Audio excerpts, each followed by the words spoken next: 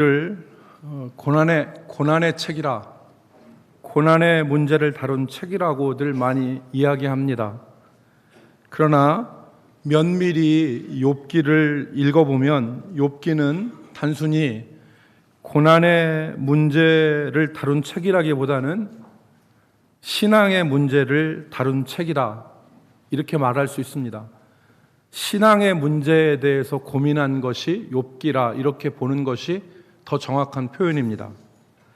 물론 욥기는 고난의 문제를 다루고 있습니다. 욥기가 고난의 문제를 다룬다는 것은 세계의 많은 이전에 있던 사람들도 욥에 대해서 다뤘고, 또 욥기 하면 고난에 대해서 다룬다고 하는 것을 많은 사람들이 알고 있습니다. 총 42장으로 구성되어진 이 욥기의 서론 부분인 1장과 2장에 보면 욥이 어떤 사람이고 욥이 어떤 고난을 당했는지를 우리는 알 수가 있습니다. 여러분, 욥은 의인이라고 성경에 기록합니다. 1장 1절, 욥기의 1장 1절은 욥은 온전하고 정직하며 하나님을 경외하여 악에서 떠난 사람이었다, 이렇게 서두를 시작합니다. 욥은 경건하여 하나님을 경외하고 악에서 떠난 사람이라. 특별히 욥은 많은 재물을 가지고 있었지만 그 재물에 함몰되지 않고 경건한 믿음을 소유하고 있었습니다. 한 예가 성경에 기록되어 있는데, 욥이 자식들이 있었는데 그 자식들이 하나님 앞에서 혹시라도 부정한 일을 했을까 봐 욥은 그 자녀들을 데려다가 하나님 앞에 번제를 드리게 하고, 그리고 하나님 앞에서 성결하게 자녀들을 만듭니다. 이 얘기는 무슨 얘기냐면, 오늘날로 얘기하면 욥은 자기 자신이 믿음 생활을 정말 잘 했을 뿐만 아니라 그의 자녀들도 믿음으로 세워서 예배의 자리에 나갈 수 있도록 했던 부모라, 그 말입니다. 그런 욥에게 이제 고난이 닥칩니다. 욥이 삼중고를 당했다고 그렇게 얘기하지 않습니까? 1장 6절에 보면 천상회의의 장면이 나옵니다. 하늘에서 이루어지는 하나님과 천사들과 거기에 사탄까지도 와서 하는 천상회의가 기록이 되는데, 그때 사탄이 여호와 하나님께 욥이 까닭없이 여호와를 경외하는 것이 아닙니다. 1장 10절에 보면 사탄이 하는 말이 나오는데, 주께서 그와 그의 집과 그의 모든 소유물을 울타리로 두르심 때문이 아니니까, 하나님이 욥을 보호해 주기 때문에, 울타리로 보호해 주셨기 때문에 욥이 하나님을 경외하는 거 아닙니까? 주께서 그의 손으로 하는 바를 복되게 하사 그의 소유물이 땅에 넘치게 하였음이니이다. 욥이 갑부였죠. 대단한 갑부였습니다. 근데 하나님이 욥이 손으로 하는 일을 다 잘되게 해주시니까 욥이 하나님을 경외하는 것 아닙니까? 하나님이 울타리가 되어주시고 하나님이 그가 하는 일들에 복을 주시니까 욥이 하나님을 경외할 수밖에 없는 것 아닙니까? 11절에 사단이 뭐라고 얘기합니까? 이제 주의 손을 펴서 그의 모든 소유물을 치소서, 그리하면 틀림없이 주를 향하여 욕하지 않겠나이까. 하나님, 한번 욥 한번 휘몰아쳐서 때려 보십시오. 욥 한번 무너뜨려 보십시오. 그럼 욥이 분명히 하나님 욕할 겁니다. 욥이 하루아침에 소유물을 잃습니다. 멀쩡했던 사업이 부도가 나면 하루아침에 다 무너지는 거 아닙니까? 차도 뺏기고 집도 뺏기고 다 뺏기는 거 아닙니까? 그렇게 되는 겁니다. 성경에 보면 스바 사람이 와서, 갈대아 사람이 와서 욥의 모든 소유물을 빼앗아갔다는 겁니다. 사람으로 인한 이런 실패지요. 사기당하고 뒤통수 맞고, 그래서 모든 거 다 잃어버리게 되는 겁니다. 하늘에서 불이 떨어져서 욥의 양과 욥의 종들을 불살랐습니다. 어쩔 수 없는 거죠. 하늘에서 불이 떨어지는데 무슨 수로 막습니까? 그러니까 자연재해, 천재지변, 이게 안 도와줬다는 거예요. 안 도와줬다는 거. 그러니까 그렇게 욥이 고난을 당해서 재산이 다 날아가 버립니다. 그런데 문제는 여기에 그치지 않습니다. 욥의 자녀들이 몰살을 당합니다. 그의 장남집에서 같이 밥을 먹던 이 욥의 자녀들이 큰 바람이 불어서 그 욥 자녀의 집에 내 기둥을 치니까 집이 무너져 내려서 그 안에 있던 자녀들이 10명이 몰살을 당합니다. 하루아침에 재산 잃고 그리고 자식들을 잃었습니다. 이때 욥이 하나님을 원망하지 않습니다. 1장 20절 말씀부터 22절 말씀에 보면 욥이 일어나 겉옷을 찢고 머리털을 밀고 땅에 엎드려 예배하며 이르되 내가 모태에서 알몸으로 나와 싸운즉 또한 알몸이 그리로 돌아가올지라. 이전 개역 성경에는 이렇게 표현했죠. 내가 모태에서 적신으로 나왔거든. 적신으로 돌아갑니다. 붉은 핏덩어리로 내가 나왔는데 그 붉은 핏덩어리로 내가 돌아가는 것 맞지 않겠습니까? 그리고 하는 말이 뭡니까? 유명한 말을 하죠. 주신이도 여호와시요 거두어 가시니도 여호와시니 여호와의 이름이 찬송을 받으실지니라. 참 기가 막힌 말입니다. 기가 막힌 말이에요. 이렇게 말할 수 있을까요? 22절에 보니까 이 모든 일에 욥이 범죄하지 아니하고 하나님을 향하여 원망하지 아니하니라. 하나님 원망하지 않았습니다. 욥이. 그런데 욥의 고난이 여기에서 그치지 않습니다. 여러분, 욥기 2장에 보면은 욥의 또 다른 고난이 나옵니다. 사단이 하나님 앞에 다시 얘기합니다. 욥이 재산을 잃은 것은 큰 거 아닙니다. 하나님. 욥이 재산 잃었는 건데 욥의 생명을 한번 흔들어 보십시오. 2장 4절에 보니까 사단이 유명한 말을 합니다. 가죽을 가죽으로 바꿉니다. 가죽을 가죽으로 바꾸는데 그의 소유물을 자기 목숨과 바꾸는 사람이 어디가 있겠습니까? 하나님, 가죽을 가죽으로 바꾸는데 재산과 소유는 다른 겁니다. 그러니까 생명을 치소서. 그래서 이 2장 5절에 사단이 뭐라고 합니까? 이제 주의 손을 펴서 그의 뼈와 살을 씻어서 그리하면 틀림없이 주를 향하여 욕하지 않겠나이까? 살과 뼈를 치소서. 그러면 원망할 겁니다. 하나님의 허용과 간섭 속에서 욥이 질병을 당합니다. 머리끝부터 발끝까지, 정수리부터 발끝까지 욥 몸이 온전한 데가 없습니다. 몸이 전기로 다 뒤덮어서 욥이 기왓장을 깨서 그 기왓장으로 자기 몸을 긁는 지경에 이르지 않습니까? 이때 욥의 아내가 등장합니다. 욥의 아내가 이래도 당신이 자기의 온전함을 굳게 지키려십니까? 하나님을 원망하고 차라리 죽으라. 이에 욥이 아내를 다독이며 입술로 범죄하지 않았습니다. 그래서 2장 10절에 보니까 그가 이르되 그대의 말이 한 어리석은 여자의 말 같도다. 우리가 하나님께 복을 받았은즉 화도 받지 아니하겠느냐 하고 이 모든 일에 욥이 입술로 범죄하지 아니하니라. 여러분, 욥기가 만약에 여기까지 기록되었다면, 욥기의 내용이 여기까지라면 욥의 이야기는 믿음의 영웅의 이야기로 해석해야 됩니다. 고난당할 때 우리는 어떻게 해야 되는가? 살다 보면 만나게 되어지는 많은 문제들, 예상치 못했던 문제들 있지 않습니까? 내가 전혀 예상하지 못했던 문제, 우리는 그런 문제들을 만납니다. 또 내가 전혀 원치 않았던 어떤 일들, 그걸 우리는 만납니다. 또 우리가 살다 보면 내가 통제할 수 없는, 내가 컨트롤할 수 없는 그런 문제들을 우리가 만납니다. 도통 내가 손을 쓸 수 없는 문제들이 있습니다. 자식의 문제라든지 가족의 문제라든지 이런 문제들을 우리 손으로 어떻게 할 수가 없잖아요.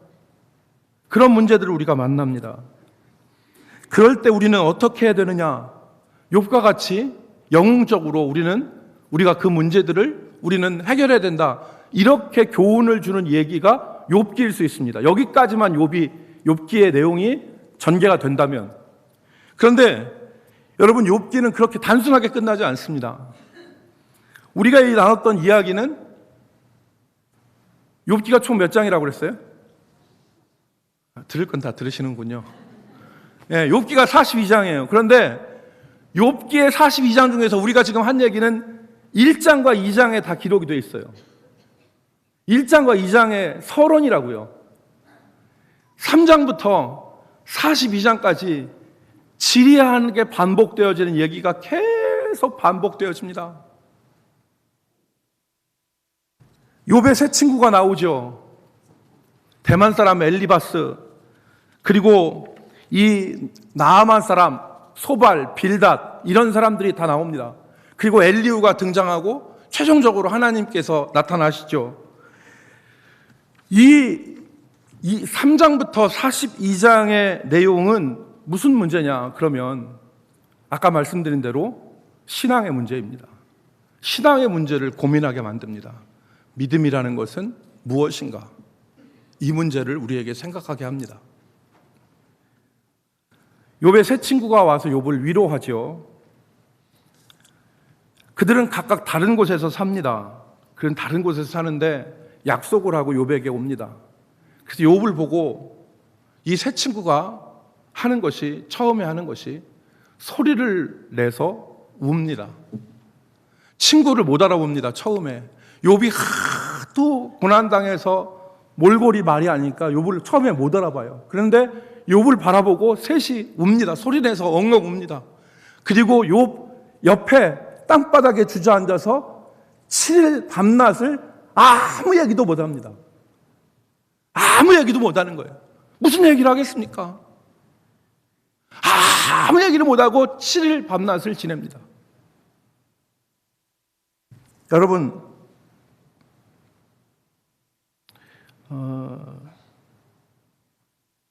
여러분은 어떤 친구입니까? 우리가 고난당할 때 같이 와서 울어주고 함께 옆에 있어줄 친구가 있습니까? 욥의 친구들은 그런 사람들이었어요. 그렇게 옆에 와서 같이 있어주고 함께 울어줄 수 있는 사람들이었어요. 그런데 여러분, 3장부터 이 친구들의 분위기가 바뀌지 않습니까? 정말 우정 어린 친구였는데 3장부터 시작해서 31장까지 친구들과 욥의 관계는 법정에 선 사람들로 변합니다. 원고와 피고, 서로 재판에서 자기가 옳다고 주장하는 사람들처럼 바뀝니다. 무슨 문제로 다투었습니까? 신앙의 문제였습니다. 믿음의 문제였습니다. 우리가 가지 않는 것이 좋지만 우리가 어떤 문제로 법정에 갑니까? 중요한 문제입니다. 물러설 수 없는 문제를 가지고 우리는 법정에 갑니다. 바로 그런 문제였습니다. 이 친구들이 7일 동안 함께 말을 하지 않고 옆에 있어주고 함께 울어준 문제는 우정의 범주의 문제였다면, 이 3장부터 치열하게 공방되어지는 3라운드로, 그러니까 욥이 말하고 그의 친구들이 말하고 욥이 말하고 친구 말하고 하는 이 한 라운드가 끝나고 또 다른 라운드가 시작되고 또 다른 라운드가 시작되는데, 저는 이 부분을 지방법원, 고법, 대법 가는 그 법원에서의 논쟁으로 받아들입니다. 그렇게 보는데, 그런 가운데 친구들은 치열하게 논쟁을 합니다. 그 문제가 무슨 문제였습니까? 신앙의 문제였습니다. 믿음의 문제였습니다. 우정은 있었지만 신앙은 달랐던 겁니다. 여러분, 이 세 친구가 등장하는데, 여러분, 우리가 욥기를 잘못 보면 이렇게 보는 겁니다. 첫 번째는 영웅에 대한 얘기로 보는 것이고, 두 번째로는 욥의 세 친구, 아무것도 잘 모르고 욥을 자꾸 정죄만 했던 이 세 친구를 나쁜 놈, 이렇게 보고 하나님을 저주하고 죽으라고 하는 이 욥의 아내를 나쁜 으로 보는 거. 이게 아니라는 거예요. 욥의 새 친구는 어떻게 등장하냐면 우리가 가지고 있는 신앙에 대한 인식, 신앙에 대한 태도를 보여주는 것입니다. 그런 사람들입니다. 그런 등장인물들입니다. 여러분은 어떻게 믿고 계십니까? 여러분의 믿음은 어떤 믿음입니까? 우리는 믿는 사람들이죠. 믿지 않는다면 여러분 이 자리에 오지도 않았고, 믿지 않는다면 여러분들 현관에다가 교패도 안 붙이고, 믿지 않는다면 여러분들이 밥 먹을 때마다 머리 숙여서 감사기도도 하지 않아요. 그러나 우리는 믿는 사람들입니다. 그런데 저 여러분은 어떻게 믿고 있습니까? 그 믿음의 모습을 보여주는 것이 바로 이 새 친구입니다. 첫 번째, 대만 사람 엘리바스입니다. 대만 사람 엘리바스는 자기가 가지고 있는 신앙의 틀로 욥의 문제를 해석하고 해결하려고 했습니다. 엘리바스가 가진 신앙의 틀이 무엇입니까? 욥의 고난이 욥의 잘못 때문이고, 욥의 죄 때문이고, 욥은 자신의 잘못을 깨닫고 하나님께로 돌아와 하나님과의 올바른 관계를 맺어야 한다. 이게 엘리바스의 신앙관이었습니다. 네가 이유 없이 고난을 당하는 게 아니다. 너의 고난은 너의 죄의 결과이고 오직 돌이켜 회개하는 것만이 네가 살 길이다. 이것을 계속해서 엘리바스가 얘기합니다. 다른 얘기로 하면, 우리나라의 사람들로 얘기를 하면, 아니 땐 굴뚝에는 연기 안 난다. 네가 죄를 졌기 때문에 하나님이 너한테 고난을 주시는 것이다. 이렇게 해석하고 그것을 통해서 문제를 해결하려고 했습니다. 여러분, 욥기 4장 7절로 9절 말씀을 보십시오. 이게 엘리바스가 한 말입니다. 우리 같이 한번 읽어볼까요?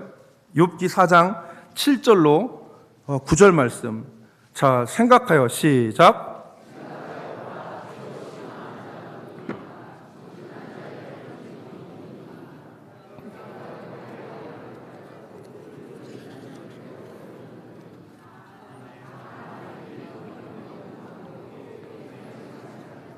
예, 이게 엘리바스의 얘기죠. 엘리바스의 기나긴 주장을 한 문장으로 뽑으라면 이 문장으로 뽑을 수 있습니다.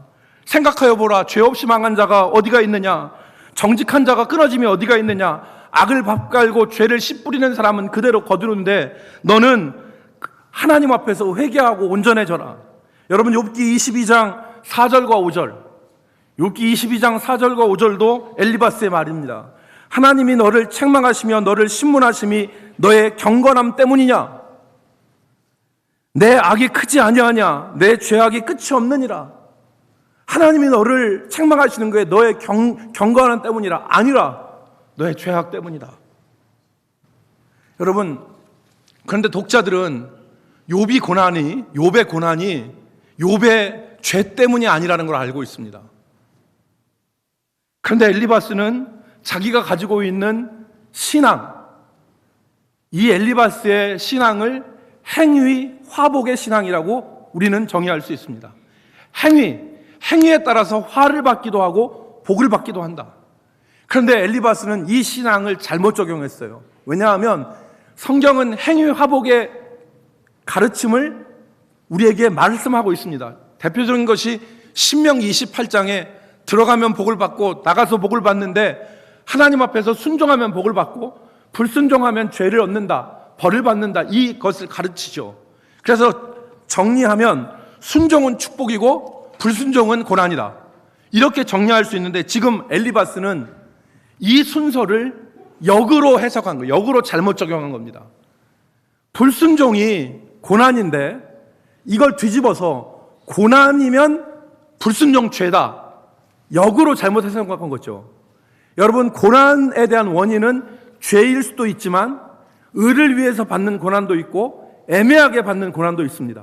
그렇기 때문에 죄를 불순종하고 죄를 지으면 고난이라는 말은 맞지만 고난의 원인은 죄다라고 말하는 것은 한 면만 얘기하는 거죠. 지금 엘리바스의 주장이 그것입니다. 엘리바스가 너가 고난당하는 것은 너의 죄 때문이다 라고 지금 욥에게 강요하고 있는 것입니다. 여러분, 그런데 엘리바스는 신앙을 도덕으로 본 것입니다. 행위 화복. 잘하면 복을 받고 못하면 화를 받고, 그러니 이 차원으로 해석을 하면 욥이 고난은 반드시 욥이 잘못했기 때문에 받는 결과라고 해석할 수밖에 없는 것이죠. 그러나 여러분, 이 차원으로 우리의 삶을 다 해석하고 해결할 수 없습니다. 의를 행하면서 고난을 받는 사람도 많이 있고요, 불의를 행하면서도 승승장구하는 사람들도 많이 있기 때문에 그렇습니다. 이 문제로는 이 렌즈로는 인생을 해결할 수 없습니다. 두 번째, 수아 사람 빌닷입니다. 수아 사람 빌닷 역시 욥의 고난의 문제를 욥의 죄의 문제로 해석을 했습니다. 특별히 빌닷이 회개를 촉구했습니다. 네가 바르게 하면 하나님이 도와주실 것이다. 엘리바스가 도덕에 의지했다면 빌닷은 전통에 의지했습니다. 지금까지 신앙의 사람들을 쭉 살펴보니까 내린 결론은 바로 하면 복을 받고 바로 하지 않으면 죄를 받더라. 그러니까 네가 고난받는 것은 네가 잘못했기 때문이다 라는 논지로 다시 얘기를 하는 겁니다.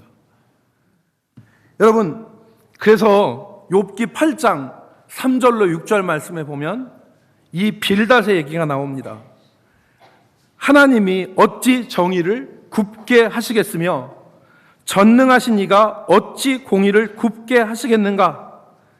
내 자녀들이 주께 죄를 지었으므로 주께서 그들을 그 죄에 버려두셨나니 내가 만일 하나님을 찾으며 전능하신 이에게 간구하고 또 청결하고 정직하면 반드시 너를 돌아보시고 내 의로운 처소를 평안하게 하실 것이라.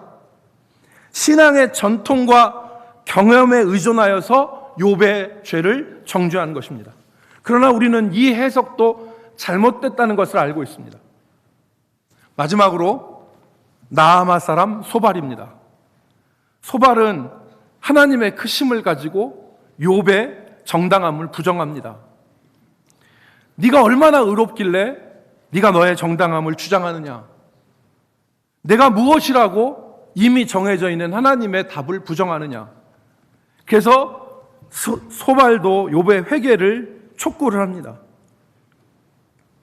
사랑하는 성도 여러분, 저는 이 욥기의 세 친구를 우리가 가지고 있는 신앙의 면들을 보여주는 차원이라 말씀을 드렸습니다.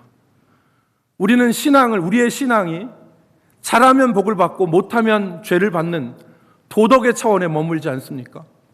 혹은 우리의 신앙이 이전의 전통, 이전에 화석화되어진 교리를 붙잡고 그 교리에 맞춰서 모든 사람들을 판단하고 내 신앙도 거기에 그냥 화석화된 교리에 맞추는 믿음이 있지 않습니까? 오늘 이 나아마 사람 소발처럼 네가 뭐라고? 라고 하는 말로 우리는 그냥 우리 자신을 파묻지 않습니까? 도덕적인 차원, 그리고 이어져 내려오는 단순한 신앙의 전통과 신앙의 공식에 의해서 우리의 삶이 해결될 수 없습니다. 그러면 욥의 신앙은 어떠했습니까? 욥은 자신의 신앙으로 갈등하고 고민합니다. 여러분, 욥기에서 가장 난감한 부분이 1장과 2장에서 하나님을 원망하지 않고 범죄하지 않았던 욥이 3장에 가서 그런 영웅적인 모습을 잃어버리는 것이 가장 난감한 부분입니다. 욥이 3장에서 어떻게 변합니까? 자신의 생일을 저주합니다. 3장 3절로 4절 말씀을 보면 쭉 나오죠. 내가 난 날이 멸망하였더라면, 내가 난 날이 없었더라면, 사내 아이를 배었다 하던 그 밤도 그리하였다면, 어머니와 아버지가 나를 만들던 그날이 없었더라면, 그날이 캄캄하였더라면, 하나님이 그 위에서 돌아보지 않으셨다면, 빛도 그날을 비추지 아니하였더라면 좋았을 뻔했다. 이런 자신의 생일을 저주하죠. 그리고 3장 11절로 13절 말씀에 보면 자신이 죽어나오지 않은 것을 한탄합니다. 어째여 내가 태에서 죽어나오지 아니하였던가? 어째여 내 어머니가 해산할 때에 내가 숨지지 아니하였던가. 어머니가 차라리 나를 낳다가 내가 죽었었으면 좋았을 텐데. 어째여 무릎이 나를 받았던가. 어째여 내가 젖을 빨았던가. 그렇지 아니하였던들 이제 내가 평안히 누워서 자고 쉬었을 것이니. 무슨 말입니까? 욥이 간접적으로 하나님을 지금 비난하고 있는 겁니다.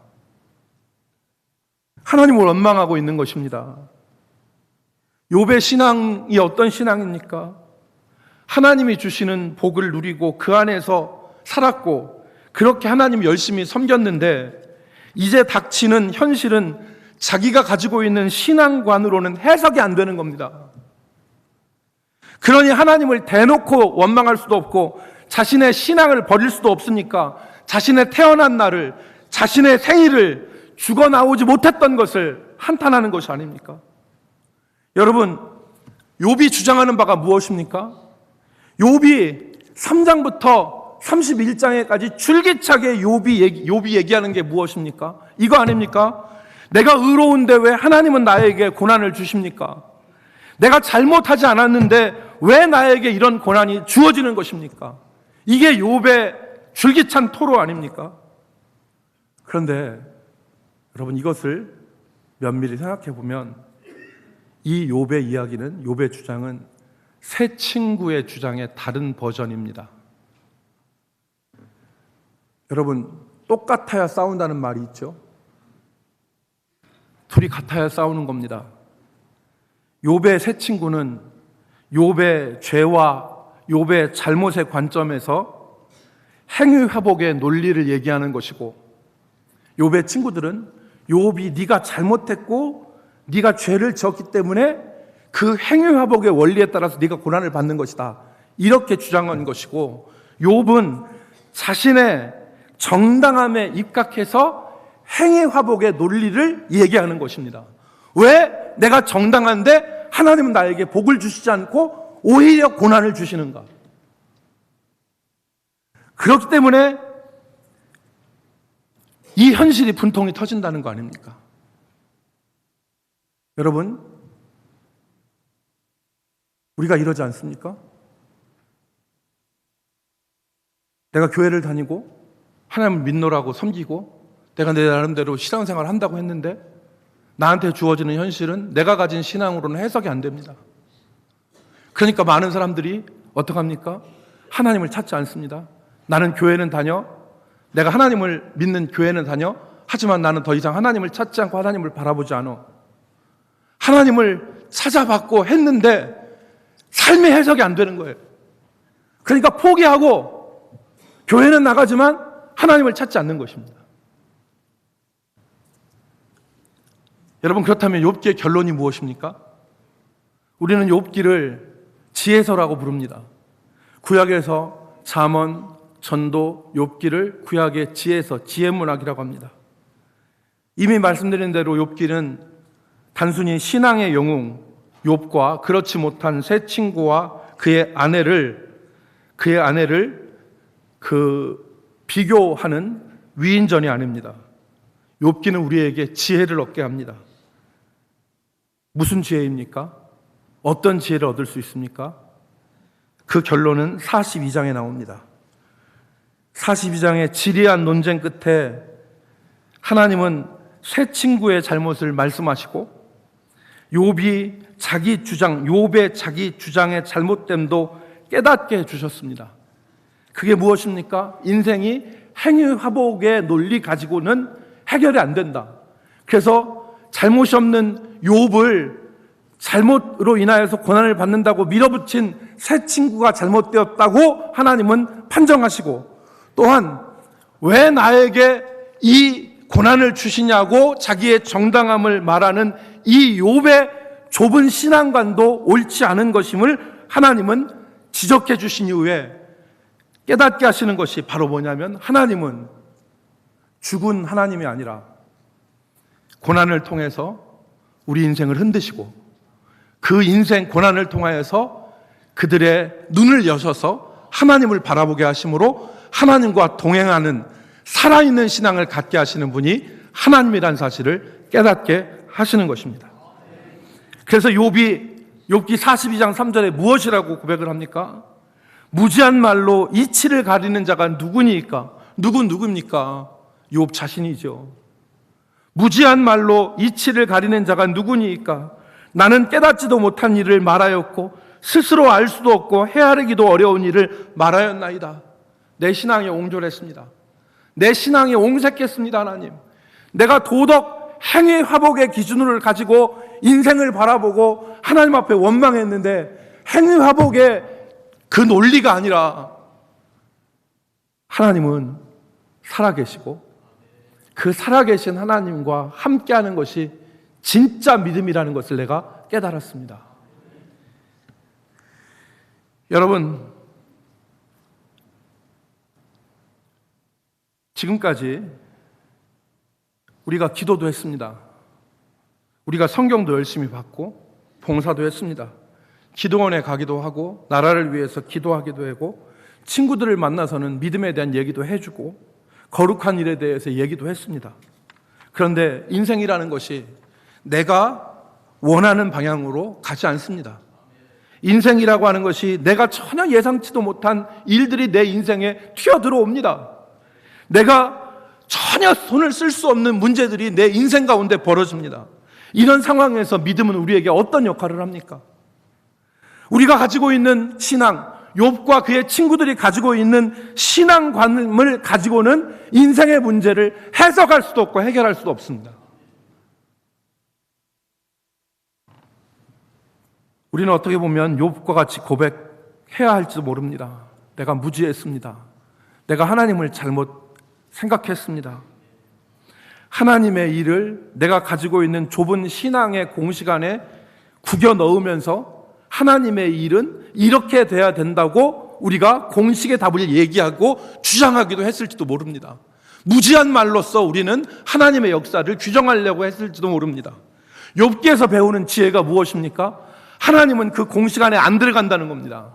하나님은 화석화된 교리로서 하나님을 믿을 수 없다는 겁니다. 하나님은 죽은 하나님으로서 만날 수 없다는 얘기입니다. 욥이 뭐라고 고백합니까? 욥이 42장 오늘 본문 4절, 5절, 6절에서 내가 주께 대하여 귀로 듣기만 하였사오나 이제는 눈으로 주를 배웠나이다. 무슨 신앙입니까? 들었던 신앙에서 하나님을 바라보는 신앙, 만나는 신앙으로 욥의 신앙이 발전했음을 우리에게 알려주는 말입니다. 지혜가 그것입니다. 화석화된 교리와 인간의 도덕, 행위화복의 원리로 우리의 인생을 풀 수 없고 하나님의 일들을 설명할 수 없다. 예수님이 우리에게 중요한 말씀을 하셨습니다.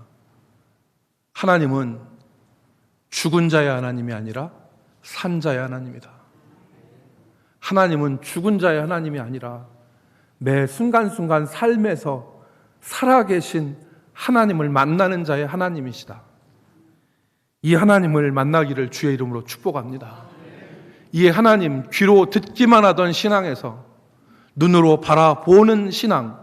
그래서 6절 말씀에 그러므로 내가 스스로 거두어드리고 티끌과 재 가운데서 회개나이다. 우리는 이 욥기를 통해서 우리의 신앙의 좁은 옹색함을 탈피할 수 있습니다. 우리의 믿음이라는 것이 단지 어떤 교리 공식과 어떤 도덕 행위 화복에서 우리의 믿음과 인생이 해결되는 것이 아니라 정답은 살아계신 하나님을 찾고 두드리고 구할 때 그 하나님 우리를 만나주시고 우리 삶에서 고난이라는 것을 통하여서 우리 삶을 흔드시고 그 가운데서 일하시고 그 가운데서 우리와 함께 하시는 하나님이 진짜 하나님이다. 이 지혜를 우리에게 주는 것입니다. 우리가 교리에 화석화된 전통과 교리에 갇혀서 신앙생활하지 말고 살아계신 하나님과 동행하는 성도들이 되시기를 주의 이름으로 축복합니다. 기도하겠습니다. 하나님, 내가 가진 신앙의 틀로는 하나님을 이해할 수 없었습니다. 내게 발생하는 일들을 내가 가진 신앙과 내가 가진 기대와 내가 가진 믿음으로는 하나님 너무 불합리하다고 생각해서 하나님 찾기를 포기하고 교회는 다니지만 하나님 찾지 않는 그런 믿음으로 우리가 살았다면 주님, 내가 스스로 거두어 드리고 티끌과 재 가운데서 회개하나이다.